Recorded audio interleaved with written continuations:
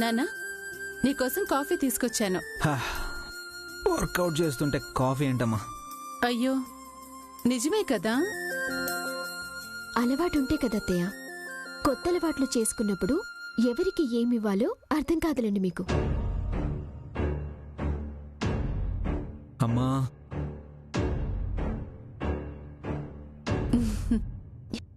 Officer, మీకోసం పాలు తీసుకొచ్చాను. అమ్మా, చాలే.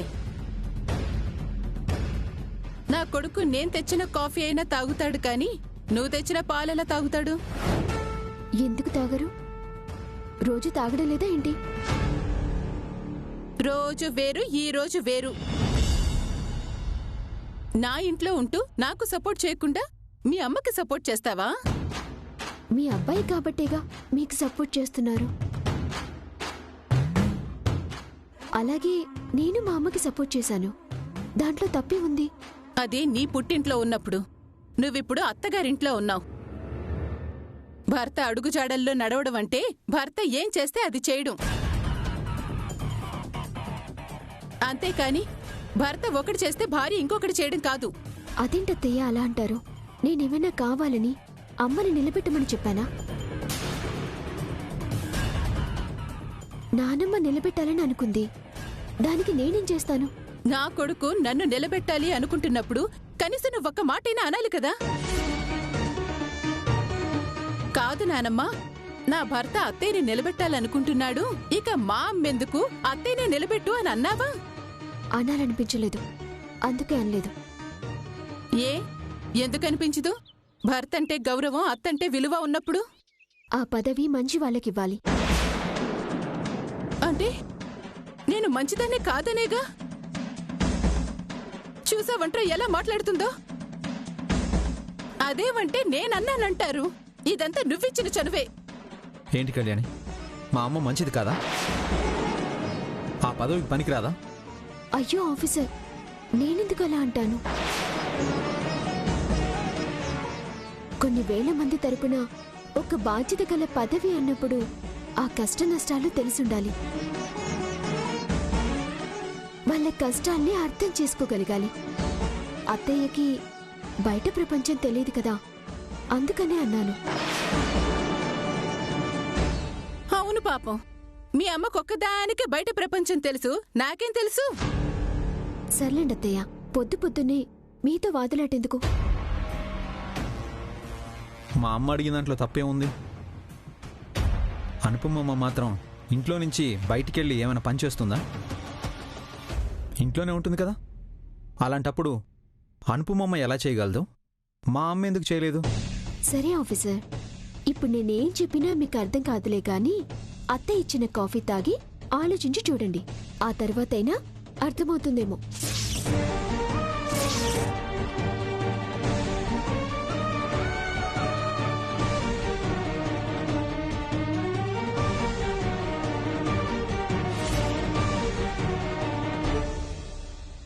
నాన్నా, ఏంటమ్మా?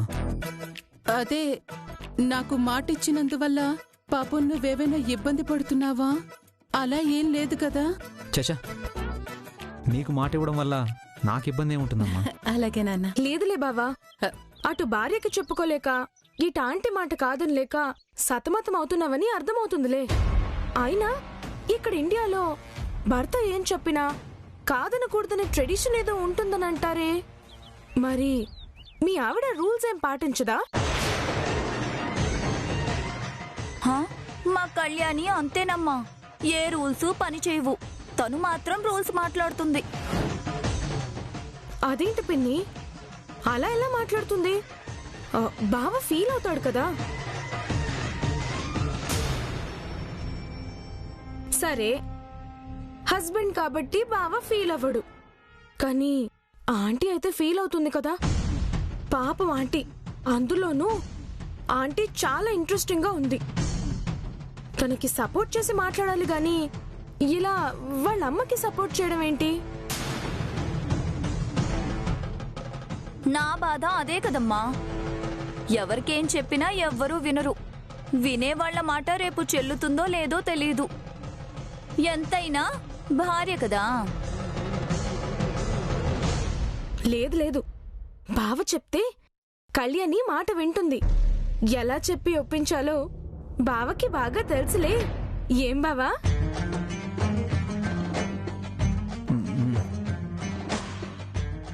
తలూపడం కాదు బావా, నువ్వు సరే అంటే ఆంటీకి ఒక ధైర్యం ఉంటుంది. ఒక నిమిషం.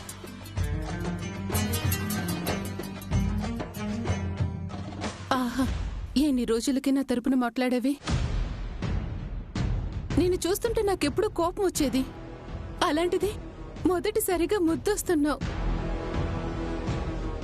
ఇలా నా కల నెరవేరడానికి నువ్వు కూడా సపోర్ట్ చేస్తావని నేను అస్సలు అనుకోలేదమ్మా. ఇప్పుడేమో పొగుడుతున్నారు, మరి రాత్రి నన్ను తిట్టారుగా. మరి నా కొడుకు ఫోటో కాలిస్తే కోపం రాదా ఏంటి? అందుకే తిట్టాను. నేను బావ ఫోటో కాల్చానని ఎందుకు అనుకుంటున్నారు? కళ్యాణి ఫోటో కాల్చాను అనుకోవచ్చుగా. ఈ కాల్చడాలేంటి, ఈ ఫోటోలేంటి? రాత్రి కొవ్వొత్తి వెలిగించి మరీ శౌర్య ఫోటోలు కాల్చింది. మీరు ఆ దృష్టితో చూడకండి ఆంటీ. కళ్యాణి ఫోటో కాల్చాను అనుకోండి, ఏ ప్రాబ్లం ఉండదు. అమ్మా, ఏంటమ్మా ఏదో కళ్యాణి అంటున్నారు, కాల్చడం అంటున్నారు?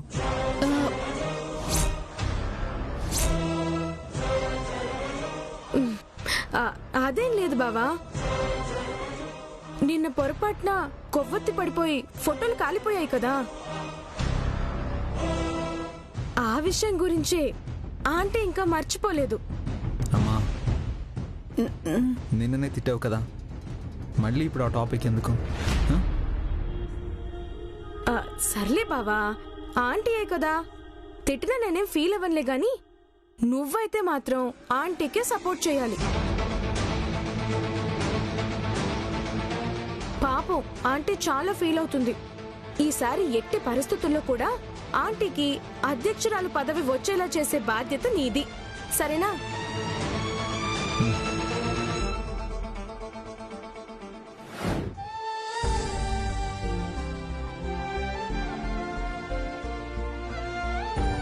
ఏమైందమ్మా? తీసుకెళ్లిన పాలు అలాగే వెనక్కి తీసుకొచ్చావు. శౌర్య తాగలేదా? నేను తీసుకెళ్లిన పాలు ఆయనకు అవసరం లేదంట. వాళ్ళమ్మిచ్చిన కాఫీని తాగుతారంట. అదేంటమ్మా కొత్తగా?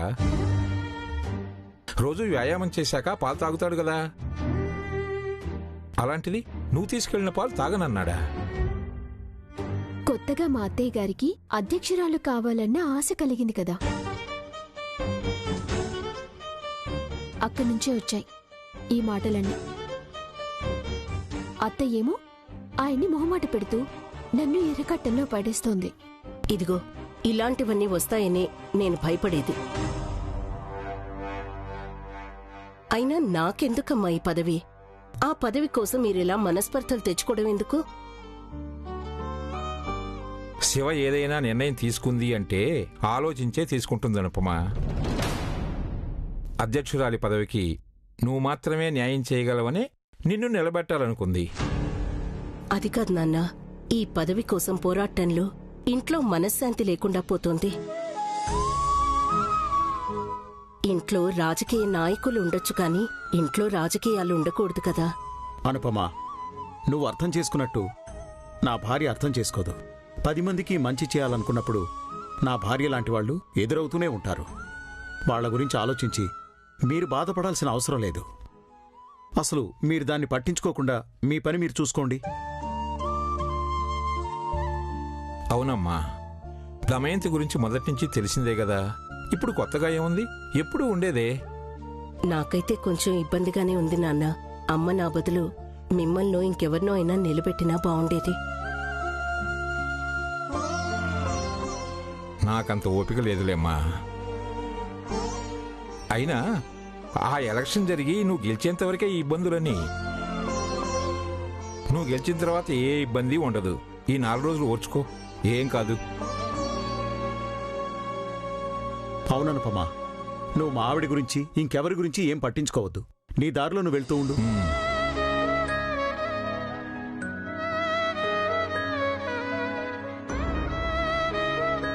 అమ్మా, అత్తయ్య వల్ల నాకు ఆఫీసర్కి చిన్న చిన్న మనస్పర్ధలొచ్చినా మాకు మేము సర్ది చెప్పుకోగలం. మా గురించి కూడా నువ్వు దిగులు పడాల్సిన అవసరం లేదు. ఏమో, నన్ను నిలబెట్టాలని మీరందరూ బాధపడటానికి కూడా సిద్ధపడ్డారు. కానీ మీరందరూ బాధపడటానికి నేను కారణం అవుతున్నానేమో అని నాకు అనిపిస్తోంది. చూద్దాం ఏం జరుగుతుందో.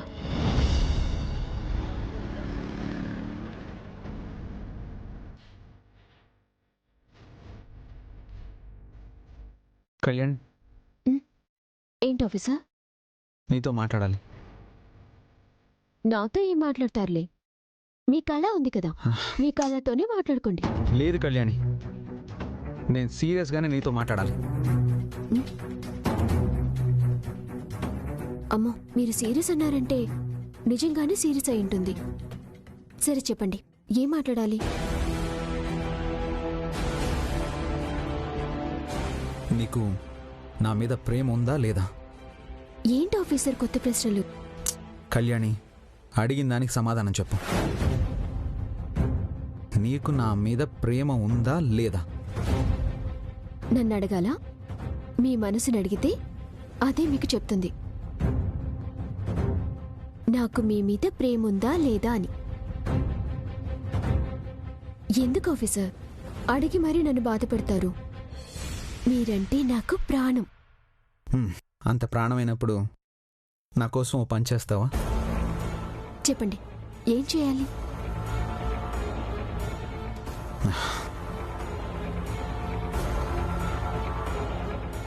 నా కోసం అనుపమమ్మతో ఈ పోటీల్లో నామినేషన్ వేయకుండా ఆగిపోమని చెప్తావా?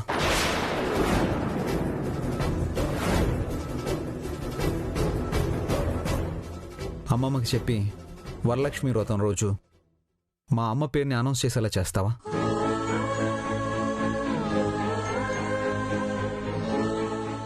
ఏంటి ఆఫీసర్ మా అమ్మ అంటున్నారు? మా అమ్మని కూడా ఎప్పుడు మీరు అత్తయ్య అని పిలవలేదు, అనుపమమ్మ అనే పిలుస్తారు. మరి అలాంటప్పుడు మా అమ్మని గెలిపించాలని మీకనిపించట్లేదా? అలా అని నేను అన్నానా? మీరు మాట్లాడేది చూస్తుంటే అలాగే అనిపిస్తోంది. లేదు కళ్యాణి, అనుపమమ్మ అంటే నాకు చాలా ఇష్టం, గౌరవం. కాకపోతే ఒకటి, మా అమ్మ నన్ను ఎప్పుడూ ఏది అడగలేదు. మొదటిసారిగా నాకు ఆ అధ్యక్ష పదవి కావాలరా అని అడిగింది. నీకే వచ్చేలా చేస్తానమ్మా అని నేను కూడా మాట ఇచ్చాను. ఎందుకంటే నా మాట మీరెవ్వరూ కాదనరు అనే ధైర్యంతో. నిజమే ఆఫీసర్, మీరు నా మీద ఎంత నమ్మకంతో ఆ మాట ఇచ్చారో అంతే నమ్మకంతో నేను ఎవరి పేరు చెప్పినా నువ్వు దానికి సపోర్ట్ చేయాలని నాన్నమ్మ అడిగినప్పుడు నేను కూడా మాటిచ్చాను. ఇచ్చిన మాట తప్పడం మీలాగే నాకు కూడా అలవాట్లేదు ఆఫీసర్. ఆలోచించు కళ్యాణి, ఇది చిన్న విషయం. ఈ చిన్న చిన్న విషయాల కోసం నువ్వు ఒకవైపు నేను ఒకవైపు ఉండడం కరెక్ట్ కాదు కదా. ఇది చిన్న విషయమే అని మీరనుకున్నప్పుడు మీరు అత్తయ్య వైపు ఉండకుండా మా అమ్మకి సపోర్ట్ చేయొచ్చుగా.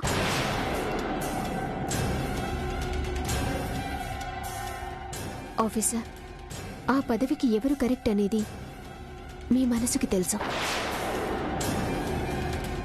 కానీ అత్తయ్య అడిగారు, మాటిచ్చాను అని చెప్పేసి 2000 మంది జీవితాల్ని మీరు అత్తయ్య చేతుల్లో పెట్టాలి అనుకుంటున్నారు.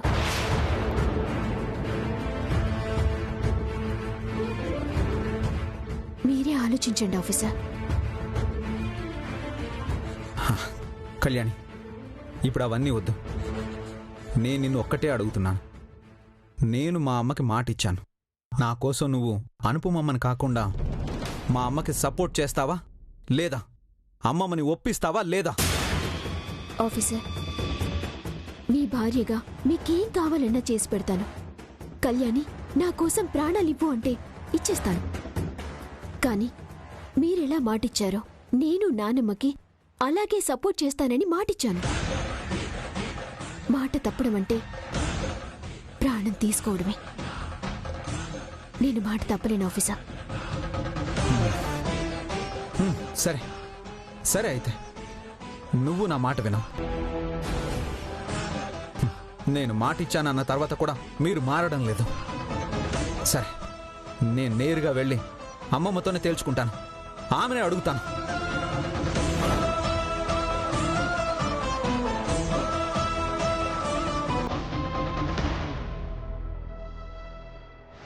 రాజకీయం అనేది కుటుంబాల్లో కూడా కలహాలు తీసుకొస్తుందని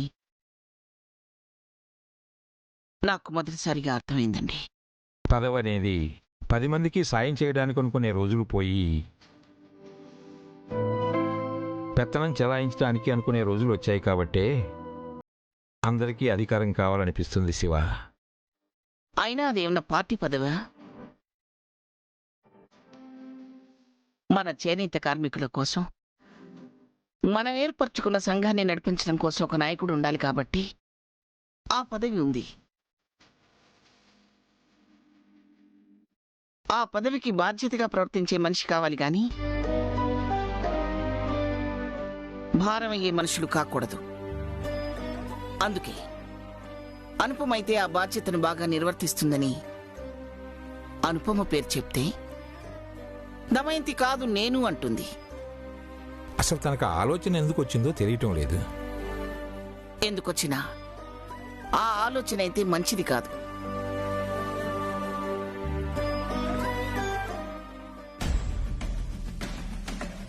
అమ్మమ్మ, ఏమిటి శౌర్య? అమ్మమ్మ, మిమ్మల్ని ఒక మాట అడగాలి. అందుకు అభ్యంతరం ఏముంది? అడుగు, కూర్చో. కూర్చోరా.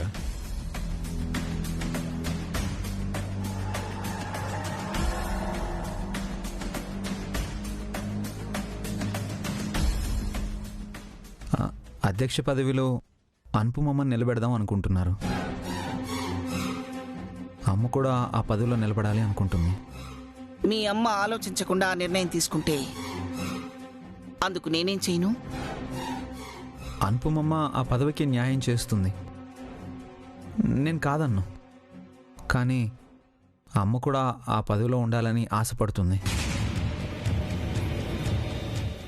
ఒక్కసారి అమ్మకి అవకాశం ఇవ్వచ్చు కదా. అభిమానంతో ఇవ్వడానికి అదేమీ ఆస్తి కాదురా, బాధ్యత. నా కూతురు ఎంత బాధ్యతగా ఉంటుందో నాకు బాగా తెలుసు. నువ్వే అలాంటి ఎలా అమ్మమ్మ? శౌర్య, ఇక్కడ నేను తల్లిగా కాదు, ఆ సంఘం అధ్యక్షురాలిగా ఆలోచించాలి. నా తర్వాత నా స్థానంలోకి వచ్చేవాడు నాకంటే బాధ్యతగా ఉండేవాడని చూసుకోవాలి. అందుకే దమయంతి మీద ప్రేమతో నేను ఆ పదవిని దమయంతికి ఇవ్వలేను.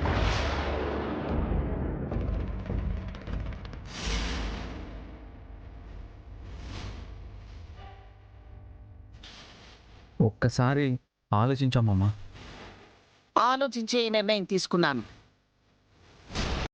నా నిర్ణయంలో మార్పు ఉండదు.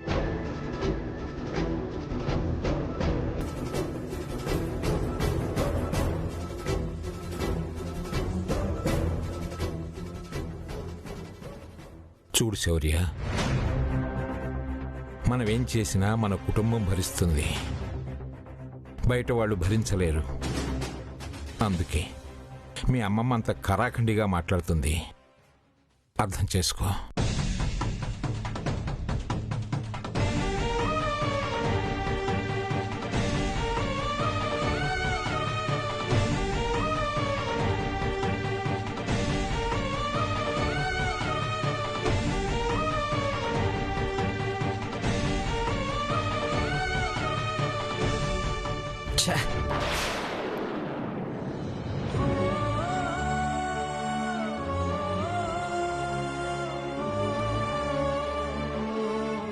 ఏంటి ఆఫీసర్ ఆవేశంగా వచ్చారు? నువ్వు మీ నాన్నమ్మని ఏం మాయ చేశావో నాకు అర్థం కావడం లేదు.